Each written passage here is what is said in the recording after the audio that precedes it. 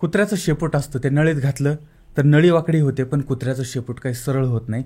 समाजामध्ये अशी काही माणसं असतात की ज्यांच्याकडे सगळं काही चांगलं असतं तरीसुद्धा ते त्यांचा वाकडेपणा काही सोडत नाहीत आणि त्याच्यामुळे किती अघटित घटना घडू शकते हे बघणार आहोत आपण आजच्या या भागामध्ये. आणि त्यासाठी आपल्याला जायचं आहे उत्तर प्रदेशमध्ये. उत्तर प्रदेश राज्य आहे, त्या ठिकाणचं बलिया जिल्हा आहे, त्या ठिकाणचं सिकंदरपूर हे पोलीस ठाणं आहे आणि त्या अंतर्गत खैरेर हा गाव आहे किंवा हा परिसर आहे.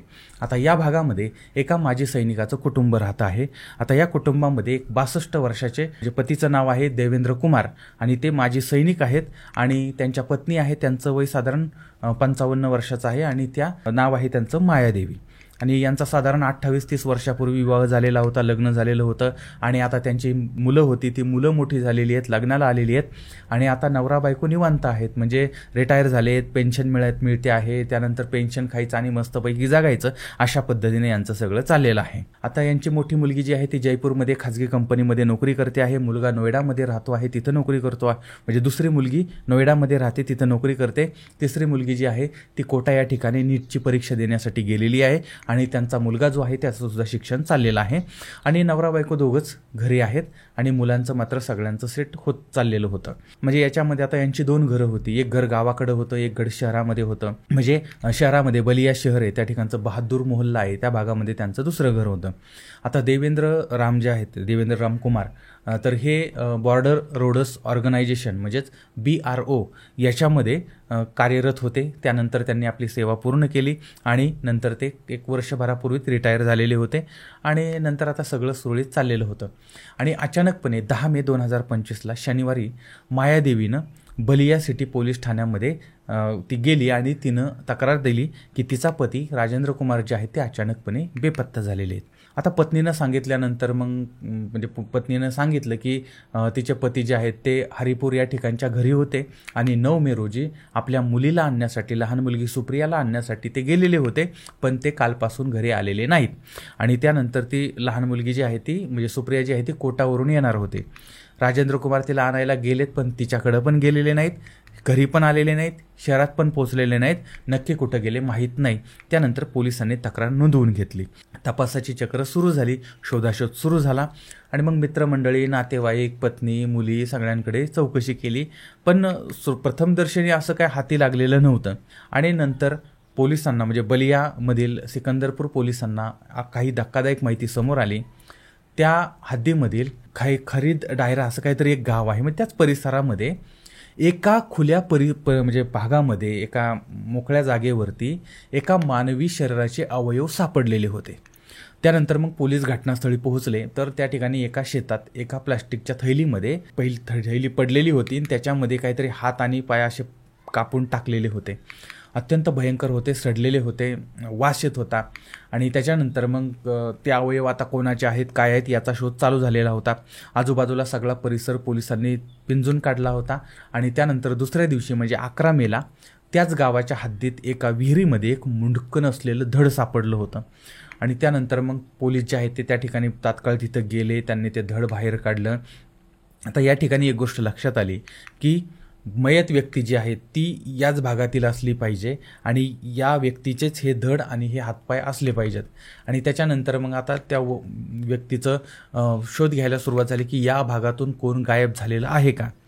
तर 13 मे 2025ला देवेंद्र कुमार जे आहेत ते गायब झाले असं समजलं, पुढं आलं. आणि त्यानंतर जे सापडलेले अवयव आहेत ते अवयव आणि देवेंद्र कुमार यांचं जे वर्णन होतं ते वर्णन हे जुळत होतं आणि त्यामुळे त्यांचीच हत्या झालेली आहे असं समोर आलेलं होतं. आणि त्यानंतर आता एक गोष्ट झाली की अगोदर त्यांच्या पत्नीनं ते गायब झालेत अशी माहिती दिली आणि त्याच्यानंतर मात्र त्यांची हत्या झाली अशा पद्धतीचं प्रकरण समोर आलेलं होतं. आता ज्यावेळेस अधिक तपासाला सुरुवात होते, राजेंद्र कुमार जे आहेत ते त्यांच्या गावी हरिपूर या ठिकाणी जास्त वेळ राहायचे आणि ते 9 मे रोजी मुलीला घेण्यासाठी तिथून निघालेले होते, शहरामध्ये आलेले होते पण तिथपर्यंत पोहोचलेले नव्हते आणि त्यामुळे मध्येच कुणीतरी त्यांचा घात केलेला होता.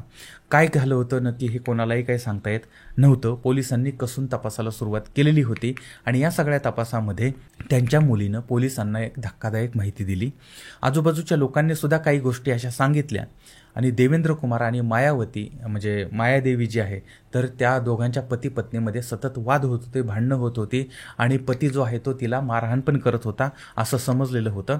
आता प्रश्न हा होता की या अबला नारीला तिचा पती का मारहाण करत होता आणि त्यानंतर मग या गोष्टीचा म्हणजे त्या पतीच्या मारहाणीचा आणि या हत्येचा काही संबंध आहे का.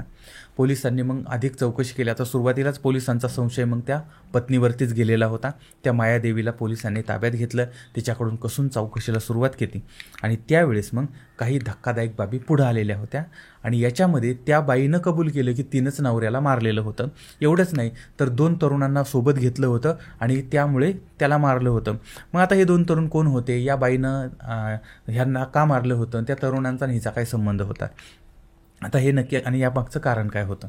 तर देवेंद्र कुमार आणि मायादेवी या दोघांचं लग्न, त्यानंतर त्यांना मुलं, घरदार सगळं, नंतर रिटायर, नंतर आनंदाने जीवन जगणं सुरू होतं. पण या काळामध्ये मायादेवी जी आहे तिची ओळख बलिया या ठिकाणचा अनिल यादव नावाच्या एका तरुणाबरोबर झाली. अनिल यादव हा ट्रक चालवत होता आणि आता यांची ओळख झाली, नंतर ओळख वाढली. त्यानंतर आता नातवंड पतवंड खेळवायचं ह्या बाईचं वय झालं होतं आणि ती त्या ड्रायव्हरबरोबरच खेळायला लागली.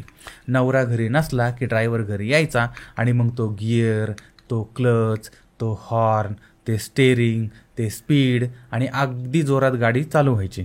आणि मग आता गाडी जुनी, ड्रायव्हर नवीन, अशा पद्धतीनं सगळं. आणि जवळजवळ 19 वर्षांनी हा ड्रायव्हर तिच्यापेक्षा लहान होता. पण तरीसुद्धा आता ही 4 मुलांची आई, प्रचंड अनुभवी अशा पद्धतीची अबला नारी होती आणि कित्येक वर्षापासून ही गाडी चालवणं काम चाललेलं होतं. पण कधी आवाज नाही, कधी कुरकुर नाही, कधी मोठ्यानं हॉर्न नाही, सगळं काही गपचूप सुरू होतं. पण ही बाब नंतर त्या मुलांना म्हणजे आजूबाजूला कळते, त्यानंतर त्या मुलांना कळली, नवऱ्याला कळली. आता ती पोरं लग्नाला आलेली आहेत, नोकरी करतायत, काही शिक्षण चालू आहे आणि त्या पोरांना जेव्हा कळतं की अशा पद्धतीनं ही वागते आहे, त्या पोरांनाही स्वतःची लाज वाटायला लागली. पोरं घरच्यांबरोबर म्हणजे आईबरोबर वाद घालायला लागले. त्यानंतर नवऱ्याला कळल्यानंतर नवरासुद्धा पिसाळलेला होता, त्यांच्याबरोबर पण वाद सुरू झालेला होता. आणि त्यानंतर मात्र मग या सगळ्यांनी त्या अबला नारीचा छळ करायला सुरुवात केली, कौटुंबिक छळ करायला तिचा सुरुवात. आता काही जरी असलं तरी समजा बदनामी होऊ दे, अपमान होऊ दे, मुलांना काही वाटू दे, नवऱ्याला काही वाटू दे, त्यांची बदनामी होऊ दे, काही होऊ दे, पण ही बाई त्या ड्रायव्हरला सोडायला तयार नव्हती. यांची गाडी काही थांबायला तयार नव्हती, यांच्या गाडीला काही ब्रेक लागत नव्हता. आणि त्याच्यानंतर ज्या वेळेस मग ह्या अबला नारीवरती जास्तच अन्याय व्हायला लागला, अत्याचार व्हायला लागला, त्रास सगळे द्यायला लागले, त्यावेळेस मात्र तिनं ठरवलं की म्हटलं आता या नवऱ्याला संपवून टाकूया. आणि त्याच्यानंतर मग तिनं त्या ड्रायव्हरला बरोबर ती घेतलं.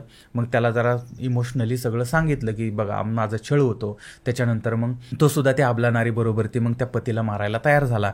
मग त्यानं त्याच्या कटामध्ये त्याचे 2 मित्र, एक होता मिथिलेश आणि दुसरा होता सतीश यादव, या दोघांनाही बरोबर ते घेतलेलं होतं. आणि त्यानंतर मग ठरल्याप्रमाणे 9 मे रोजी पती जो आहे तो हरिपूर या गावामध्ये होता, एकटाच होता. आणि त्यावेळेस त्या पत्नीनं त्या पतीला फोन केला आणि मुलीला घेण्यासाठी जायला सांगितलं. आणि मग आधी पती जो आहे तो शहरामध्ये बहादूर मोहल्ला या भागामध्ये आला आणि त्या ठिकाणी रात्री मग देवेंद्र कुमार बायकोजवळ आलेला होता. आणि घरी येताच मग त्या बायकोनं राजेंद्र कुमार त्या कोल्ड्रिंकमध्ये विषारी औषध टाकलं, का बेशुद्धीचं औषध टाकलं, गुंगीचं औषध टाकलं आणि त्या राजेंद्र कुमारला गुंगी आली, तो बेशुद्ध झाला. आणि त्याच्यानंतर तिनं तिच्या अनिल यादवला बोलवलं, ड्रायव्हरला बोलवलं आणि त्याच्याबरोबर त्याचे 2 मित्र आले आणि मग हा बेशुद्ध होता. आणि यावेळेस मग या सगळ्यांनी मिळून त्याचा गळा आवळला, त्याची हत्या केली. आणि मग आता करायचं काही, याला डिस्पोज कसं करायचं. मग त्यावेळेस मग या बाईनं शक्कल लढवली आणि म्हटले याचे तुकडे तुकडे करू आणि वेगवेगळ्या ठिकाणी टाकून देऊ म्हणजे कोणाला कळणार नाही. त्या पद्धतीनं त्यांनी त्याचं हातपाय तोडले, मुंडकं तोडलं, धड बाजूला, मुंडकं बाजूला, असं करत त्यांनी 6 तुकडे केले आणि 3 वेगवेगळ्या थैलीमध्ये भरले. आणि मग 19 मेच्या म्हणजे त्याच रात्री अंधारामध्ये अनिल यादवनं मृतदेह ठिकाणावर लावण्यासाठी तो बाहेर पडलेला होता. आणि मायादेवी जी आहे तर ती सुद्धा त्या प्रियकर आणि इतरांच्या बरोबर ती तुकडे घेऊन निघालेली होती. साधारणपणे 38 किलोमीटर लांब असणाऱ्या त्या गावामध्ये एका शेतामध्ये त्यांनी ते टाकलं. आणि त्याच्यानंतर म्हणजे ते त्या प्रियकराचं गाव होतं, त्याने त्या गावामध्ये ते टाकलं. आणि त्यानंतर मग एका शेतामध्ये हातपाय टाकले, एका ठिकाणी विहिरीमध्ये ते धड टाकलं आणि मुंडकं जे आहे त्या ठिकाणचं घागरा नावाची नदी कालवा होता तो, तर त्या कालव्यामध्ये टाकून दिलं होतं. ते कालव्यानं वाहत गेलेलं होतं. आता त्यानंतर मग सगळे प्राणी घरी आले होते आणि त्यानंतर दुसऱ्या दिवशी मग आता ही पत्नी पोलीस स्टेशनमध्ये जाते, तिचा पती गायब झाला आहे असं पोलिसांना सांगते, पोलीस तपास करतात आणि त्याच्यानंतर मग आता ही आरडाओरडा, नवरा कुठं गेल्यानंतर त्याचे हातपाय सापडतात, त्याचं धड सापडतं. मग तर ती अजूनच रडते, मोठमोठ्याने रडते की आता खायचे प्यायचे दिवस होते आणि या वयामध्ये कुणी हत्या केली, काय केलं, तसं असं. आणि त्याच्यानंतर पुढच्या काही दिवसामध्येच पोलिसांचं हे सगळं हिचा भांडापुढं करतात आणि त्यानंतर तिचे सहकारी आणि तिला सगळ्यांना ताब्यात घेतात. आणि आता पोलीस जे आहेत ते अजूनही त्याच्या मुंडक्याचा शोध घेत आहेत, ते अजून सापडलेलं नव्हतं. म्हणजे अशा पद्धतीनं नातवंडांना खेळवण्याच्या वयामध्ये ती अबला नारी आता जेलमध्ये गेलेली होती. आता या सगळ्या प्रकरणामधून धडा काय मिळतो? ज्या घरामध्ये अशा पद्धतीचे लोक राहत असतील किंवा समजतं की अशा पद्धतीची लोक आहेत, त्यावेळेस त्या लोकांना सन्मानानं घराच्या बाहेर काढा, हाकलून द्या. आणि नाही, जर ते गेले नाहीत, असे लोक फार चिवट असतात, असे गेले नाही तर आपण त्यापासून दूर व्हावं आणि त्यांच्यापासून सुरक्षित अंतरावरती राहावं. दुसरी गोष्ट, अशा व्यक्तींवरती कधीही विश्वास ठेवू नका आणि त्यांच्याबरोबर ती कधीही एकटं राहू नका. आणि ज्यांनी जनाचीही सोडलेली आहे, मनाचीही सोडलेली आहे, तर अशा लोकांना जर आपण समजवायला गेलो ना तर ती लोक आपल्यावरच उलटतात.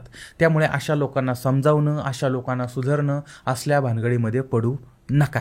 पण आता याबद्दल तुम्हाला काय वाटतं, तुमचं काय मत आहे ते सुद्धा जरूर कळवा. पुन्हा भेटूया पुढच्या भागामध्ये एका नवीन विषयासह. तोपर्यंत धन्यवाद.